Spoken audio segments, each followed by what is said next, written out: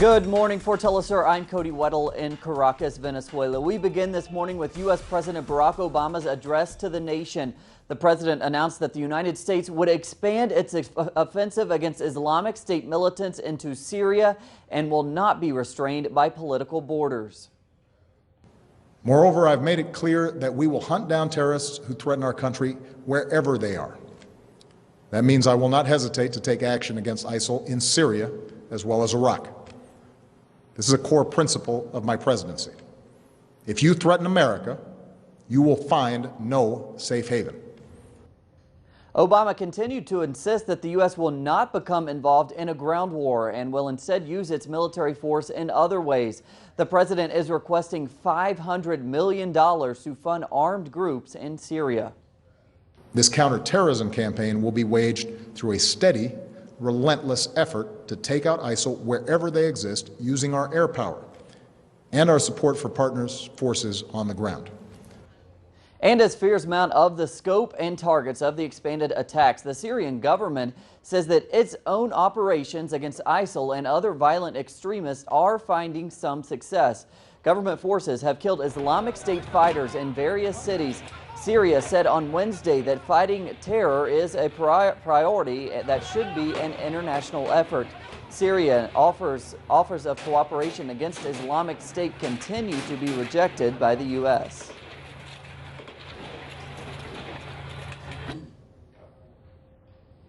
And to Latin America now, where peace talks in Cuba continued on Wednesday to end Colombia's 50-year civil war. Victims were at the talks and demanded an immediate ceasefire between armed groups and the government. Although the talks have progressed over the past year, government forces and guerrillas occasionally continue to clash. I am open to forgiving, but I want to forgive on the day when I wake up and I don't hear there were 2 or 3 more victims, which is what we are still hearing. You can't just forgive, you can't forget wounds if they occur each and every day. And to Venezuela now, where an international conference Wednesday addressed how to respond to the power of transnational corporations.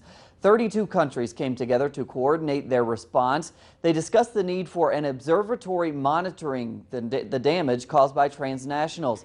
Examples of that damage included the Chevron oil disaster in Ecuador and the vulture fund bullying of Argentina.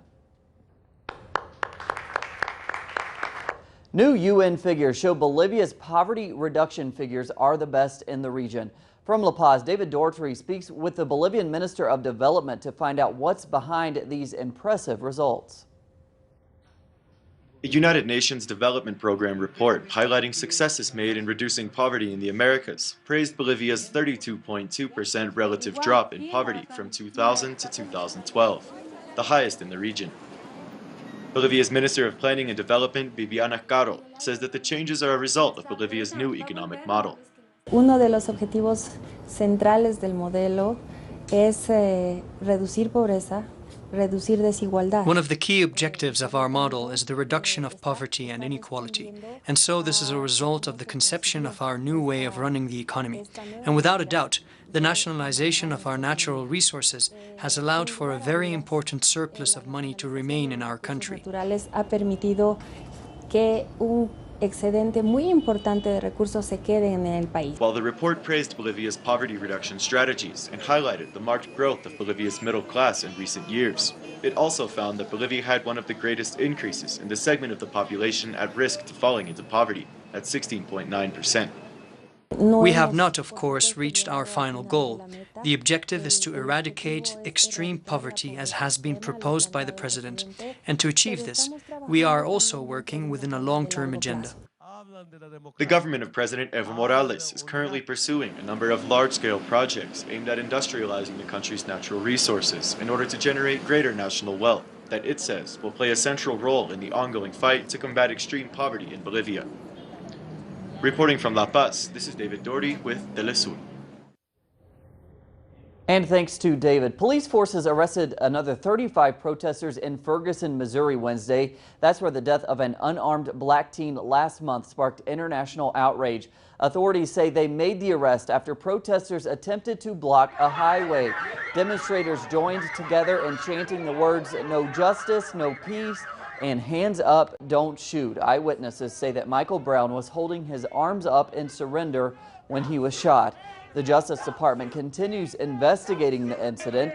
Protesters demand the arrest of the officer who fired the shots.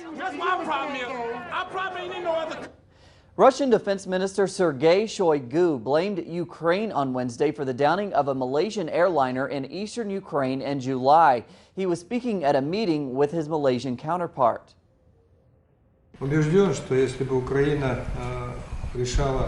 I am convinced that if Ukraine had decided to deal with this internal issue without use of armed force, without the bloodshed that has been seen in recent months, without use of heavy artillery and rockets, without use of military planes and helicopters, I am convinced this tragedy would not have taken place. A World Economic Forum meeting in progress in China has turned its focus to the importance of the Chinese role in supporting the world economy. While global economic growth fell to 3.4% in the first half of this year, China grew at a rate of 7.4%.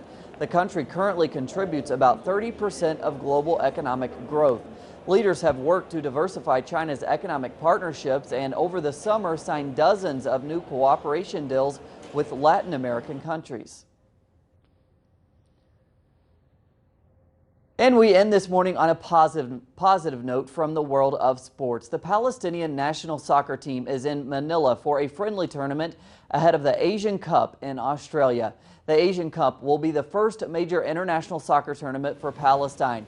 The Palestinians qualified for the championship after winning the Confederations Cup in May. Their under-23 team will also play in this month's Asian Games in South Korea. Plenty more on those stories and others at our website, telesurtv.net/English. For teleSUR English, I'm Cody Weddle. Have a great day. We'll see you back here midday.